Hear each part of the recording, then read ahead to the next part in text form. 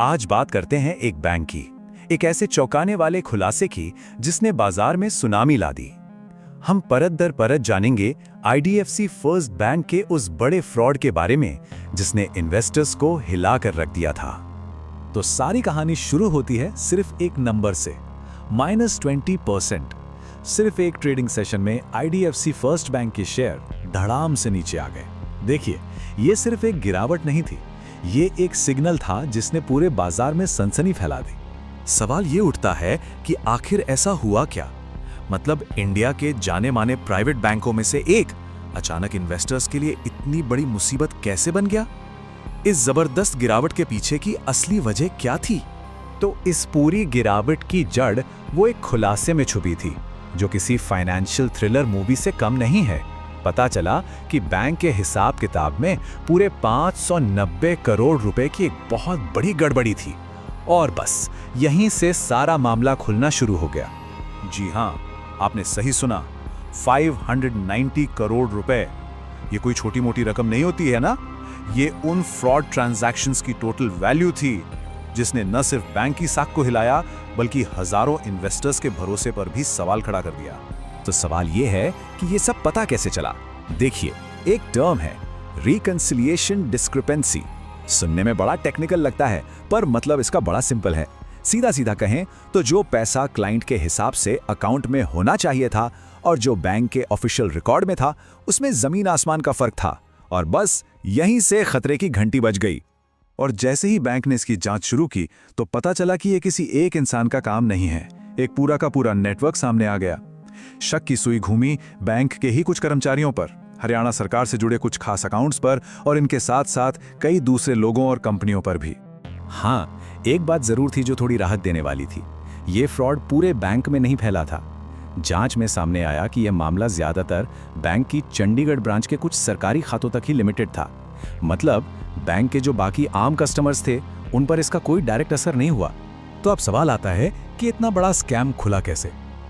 क्योंकि देखिए, अक्सर ऐसे बड़े फ्रॉड तो सालों साल तक दबे रह जाते हैं, लेकिन यहाँ एक बहुत ही नॉर्मल सी रिक्वेस्ट ने इस पूरे मामले की पोल खोलकर रख दी। पूरी कहानी ना इन 3 सिंपल स्टेप्स में समझी जा सकती है। सबसे पहले हरियाणा सरकार के एक डिपार्टमेंट ने अपना एक अकाउंट बंद करने के लिए कहा। बिल्कुल नॉर्मल सी बात है, लेकिन जब बैंक ने बैलेंस मैच किया तो उनके होश उड़ गए और बस यहीं से एक इंटरनल जांच शुरू हुई जिसने इस पूरे फ्रॉड का पर्दाफाश कर दिया। और मजे की बात यह है कि ये सब कुछ बहुत तेजी से हुआ। आप टाइमलाइन देखिए, 18 फरवरी को पहली बार कुछ गड़बड़ दिखी। सिर्फ 2 दिन बाद 20 फरवरी को ये केस बोर्ड की स्पेशल कमेटी के सामने पहुंच गया और 23 फरवरी आते आते जैसे ही इस फ्रॉड का खुलासा पब्लिक में हुआ, शेयर मार्केट में भूचाल आ गया। इससे आप समझ सकते हैं कि मामला कितना सीरियस था। अब जैसी ही ये खबर बाहर आई तो इसका असर सिर्फ शेयर मार्केट तक नहीं रहा। हरियाणा सरकार का जो रिएक्शन था वो बहुत ही तेज और बहुत ही सख्त था। उन्होंने एकदम साफ कर दिया कि वो इस मामले को हल्के में लेने के मूड में बिल्कुल नहीं है।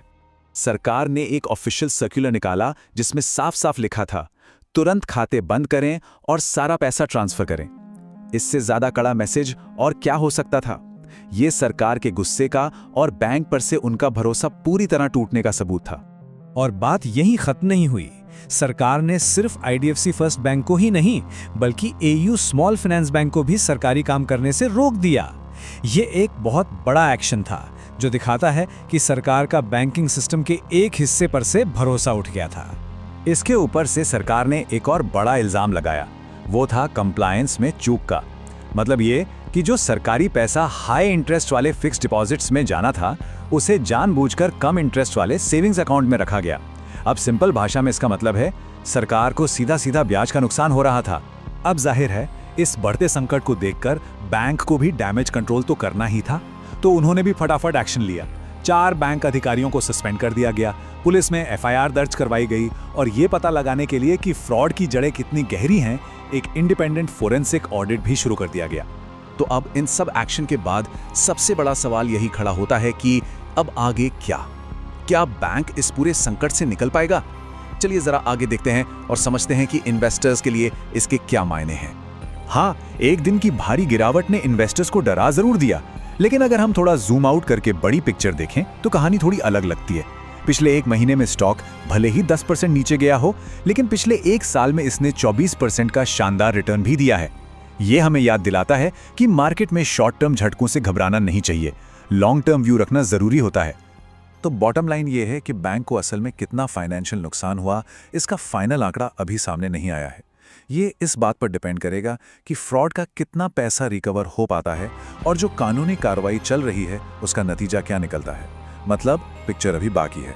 और यहीं पर हम आपको एक आखिरी सवाल के साथ छोड़ जाते हैं। फोरेंसिक ऑडिट के रिजल्ट्स आने बाकी हैं, सरकार का भरोसा टूट चुका है। ऐसे में क्या IDFC फर्स्ट बैंक ग्राहकों और इन्वेस्टर्स का ये भरोसा दोबारा बना पाएगा और इस संकट से बाहर निकल पाएगा? इसका जवाब तो अब आने वाला वक्त ही देगा।